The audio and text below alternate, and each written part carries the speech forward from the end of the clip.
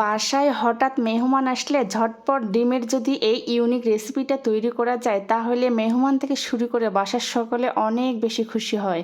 তো welcome to my new blog. আসসালামু আলাইকুম, সবাই কেমন আছেন? আশা করি অনেক ভালো আছেন। নাজনীনস কিচেন পেজ থেকে সকলকে অনেক স্বাগতম। তো চলে আসলাম নতুন একটা ব্লগ ভিডিও নিয়ে। আজকে আমি শেয়ার করব আমার ননদিনীর সব থেকে পছন্দের একটা রেসিপিটি তৈরির জন্য প্রথমেই আমি 6টি ডিম নিয়েছি, ভালোভাবে সেদ্ধ করে ছিলে নিয়েছি। তারপর কড়াইয়ের মধ্যে এখানে রান্নার রেগুলার তেল দিয়েছি, এখানে লবণ ও হলুদ দিয়েছি, দিয়ে ডিমটা দিয়ে ভালোভাবে একটু ভেজে নিব।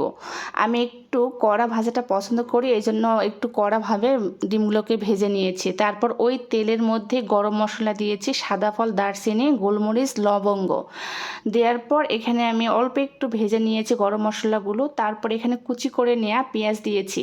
পেঁয়াজের পরিমাণটা বেশি বা কম দিতে পারেন, তো বেশি দিলে খেতে অনেক বেশি ভালো লাগে, এই জন্য আমি আমার পছন্দ মতো দিয়েছি। তারপর এখানে রান্নার হলুদ দিয়েছি, লবণ সামান্য একটু দিয়েছি।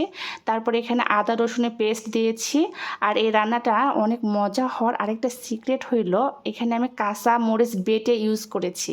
তো কাঁচা মরিচটা দেওয়ার পর খুব ভালোভাবে মশলাটা কষে নিয়েছি।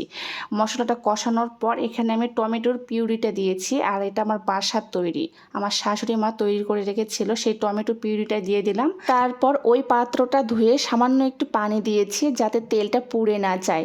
তারপর সবগুলো মশলা খুব ভালোভাবে একটু সময় নিয়ে কষায় নেব। আমার কাছে মনে হয় যে কোনো রান্নাতে যদি মশলাটা ভালোভাবে কষানো হয় তাহলে খেতে অনেক বেশি ভালো লাগে, টেস্টটা বহু গুণে বেড়ে যায়। মশলাটা খুব ভালোভাবে কষানোর পর আগে থেকে ভেজে রাখা ডিমগুলো এখানে দিয়ে দিলাম। দেওয়ার পর ডিমের সঙ্গে মশলাগুলো খুব ভালোভাবে মিক্সড করে দিব।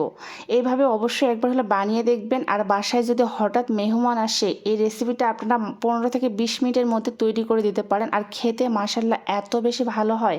অবশ্যই একবার হলে বাসায় বানিয়ে দেখবেন। ডিমগুলো দেওয়ার পর মশলার সঙ্গে খুব ভালোভাবে মিক্সড করে নেব। আর ডিমগুলো সেদ্ধ করার পর ডিমের গায়ে আমি ছিদ্র করে দিয়েছিলাম যাতে মশলাগুলো খুব ভালোভাবে প্রবেশ করে এবং খেতে খুব ভালো লাগে।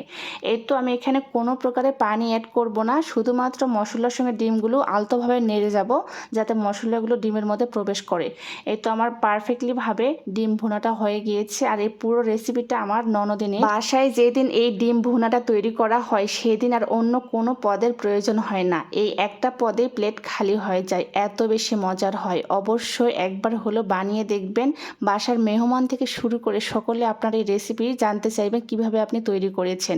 তো আমার ভিডিওটি আপনাদের কার কাছে কেমন লেগেছে অবশ্যই কমেন্টে জানাবেন, এবং কে কোন জেলা থেকে আমার ভিডিওটি দেখতেছেন অবশ্যই কমেন্টে মতামত জানাবেন। আমার ডিম ভুনাটা একদম রেডি। আমার ভিডিওটি ভালো লাগলে অবশ্যই কমেন্টে মতামত জানাবেন। তো আজকের মতো সবাই ভালো থাকবেন। আল্লাহ হাফেজ।